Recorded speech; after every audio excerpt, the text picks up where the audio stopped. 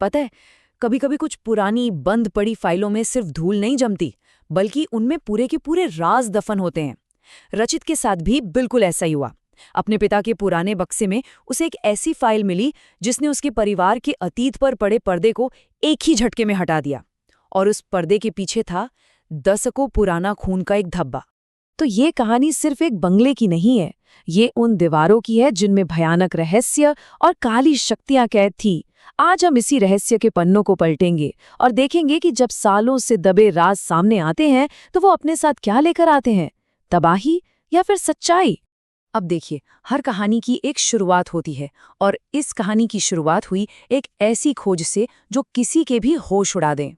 वो कागज जो रचित के हाथ लगे, वो सिर्फ जमीन का एक टुकड़ा नहीं थे, बल्कि उसके परिवार की टूटी हुई किस्मत का सबूत थे। रचित ने हैरान होकर देखा, ये एक आलीशान बंगले के कागजात थे। एक बंगला जो उसके परिवार का था। लेकिन फिर दिमाग में एक सवाल आया, अगर उनका अपना घर था तो वो सालों से किराए के एक छोटे से मकान में क्यों रह रहे थे? और उससे भी बड़ा सवाल, इन कागजों पर ये खून के गहरे निशान, ये कहां से आए? और जैसे ही रचित ने वो कागज अपनी माँ को दिखाए, उनकी आंखों में एक ऐसी दहशत उभरी जो उसने पहले कभी नहीं देखी थी। उन्होंने कांपते हाथों से वो कागज ऐसे छीने मानो मानो रचित ने किसी जिंदा जख्म को ही छू लिया हो। माँ का ये डर रचित के शक को यकीन में बदलने के लिए काफी था। और फिर माँ ने जो बताया, उसे सुनकर तो जैसे रचित के पैरों तले जमीन ही खिसक गई।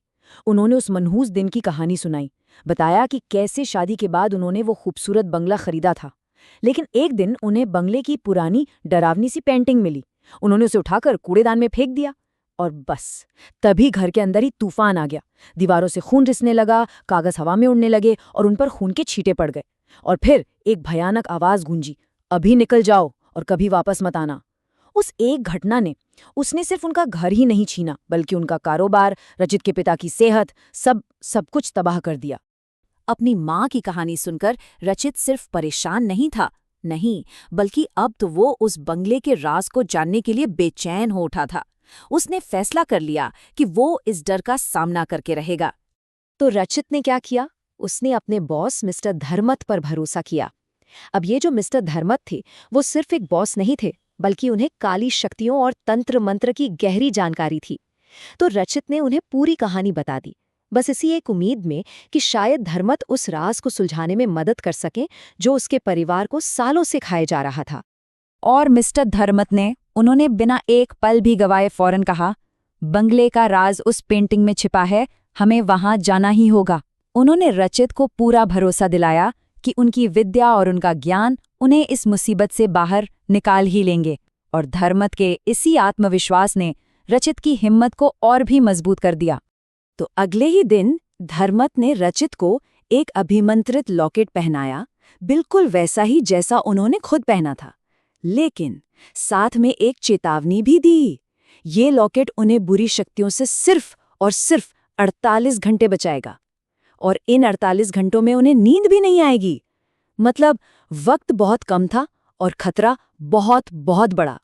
और जैसे ही उन्होंने उस वीरान बंगले का दरवाजा खोला, एक बर्फीली आंधी ने उनका स्वागत किया। और फिर आई वो हंसी, एक ऐसी हंसी जो किसी इंसान की हो ही नहीं सकती थी। वो हंसी दीवारों से टकराकर ऐसे गूंज रही थी मानो बंगला खुद ही कह रहा हो, यहां तुम्हारा स्वागत नहीं है।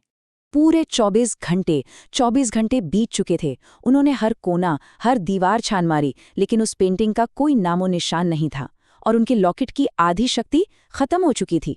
थकान और हताशा में रचित ने गुस्से से जमीन पर पैर पटका, और तभी लकड़ी का एक हिस्सा टूटकर नीचे धंस गया।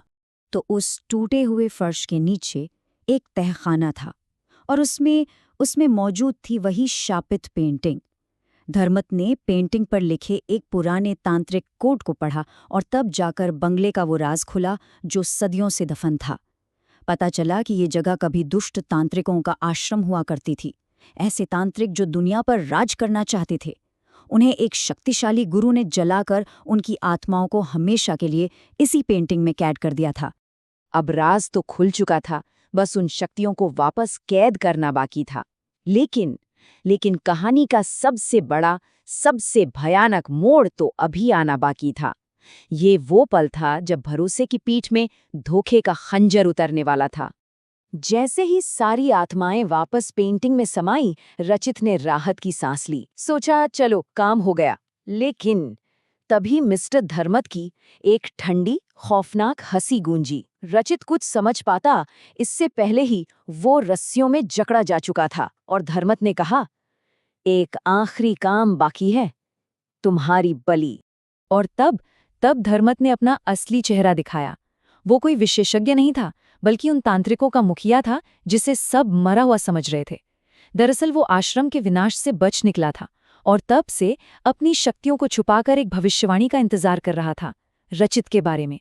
उसने एक इंसान मिस्टर धर्मत का रूप लिया, रचित को नौकरी पर रखा ताकि उसके करीब आ सके, और फिर उसे धोखा देकर बंगले के कागज मंगवाए, और आखिर में रचित का इस्तेमाल करके उन बिखरी हुई आत्माओं को वापस पकड़ा ताकि सर्वशक्तिमान बनने के लिए उसकी बलि दे सके। अब जब सारी उम्मीदें खत्म हो चुकी थीं और रचित अपनी मौत को बिल्कुल सामने देख रहा था, तभी कहानी में एक ऐसे किरदार की एंट्री हुई जिसमें इस पूरी बाजी को पलटने का दम था। बिल्कुल ठीक उस पल जब धर्मत बलि की तलवार उठाने ही वाला था, एक शांत मगर पहाड़ जैसी मजबूत आवाज ने उसे रोक दिया। रुक जाओ। दरवाजे पर वही वृद्ध साधु खड़े थे जिनसे रचित कुछ दिन पहले जंगल में मिला था। तो अब ये सिर्फ एक लड़ाई नहीं थी, ये थी अच्छाई और बुराई की सीधी टक्कर। देखिए, एक तरफ था धर्मत, जिसके पास क्या था? बुरी आत्माओं पर कंट्रोल, धोखा और छल, एक भ्रष्ट गुरु का साथ। और दूसरी तरफ थे साधु बाबा, जिनके पास था पवित्र मंत्रों पर अधिकार, प्राचीन ज्ञान और एक पूरी की हुई सिद्धि का दिव्य बल। अब जब धर्मत घबराया तो उसने अपने गुरु को मदद के लिए पुकारा। इस पर साधु बाबा सिर्फ मुस्कुराए और उन्होंने जो कहा वो सुनने वाला था। उन्होंने कहा, वो पाखंडी जो तुम्हारा गुरु था, वो कभी मेरा ही शिष्य हुआ करता था और मैं उसे पहले ही नष्ट कर चुका हूं। बस ये सुनना था कि धर्मत के पैरों तले जमीन खिसक गई, उसकी आखिरी उम्मीद भी टूट चुकी थी। और इसी के साथ बुराई का अंत भी तय हो गया। साधु बाबा ने धर्मत को उसी के बुने जाल में फंसाकर इस कहानी को उसके अंजाम तक पहुंचाने का फैसला किया। इससे पहले कि धर्मत कोई नई चाल चल पाता, साधु बाबा ने हवन कुंड से बस एक मुट्ठी भस्म उठाई और उसे धर्मत पे फेंक दिया। वो भस्म धर्मत के शरीर से टकराते ही आग में बदल गई और बस पलक झपकते ही धर्मत और वो शापित पेंटिंग दोनों हमेशा के लिए राख बनके हवा में मिल गए। बुराई के जलते ही बंगले की खिड़कियों से सूरज की पहली किरण अंदर आई और सब कुछ पाक हो गया। साधु बाबा ने रचित को आशीर्वाद दिया और फिर गायब हो गए। इसके बाद रचित का परिवार अपने घर में रहने आ गया। उसके पिता की सेहत और कारोबार दोनों में सुधार होने लगा और धर्मत, उसके ऑफिस में एक सुसाइड नोट पहुंच गया, जिससे उसकी गुमशुदगी का राज भी दब गया। रचित के परिवार के लिए ये एक नई, रोशन सुबह थी और वो बंगला एक बार फिर बुराई पर अच्छाई की जीत का प्रतीक बनकर अपनी पूरी रौनक से जगमगाने लगा था। तो देखिए, ये कहानी हमें सिर्फ ये नहीं बताती कि अंत में जीत हमेशा अच्छाई की होती है, बल्कि ये भी सिखाती है कि कभी-कभी जिंदगी में रोशनी वापस लाने के लिए सबसे अंधेरे राजों का सामना करना ही पड़ता है। और हाँ, कभी-कभी एक बंद पड़ी फाइल आपकी पूरी दुनिया बदल सकती है।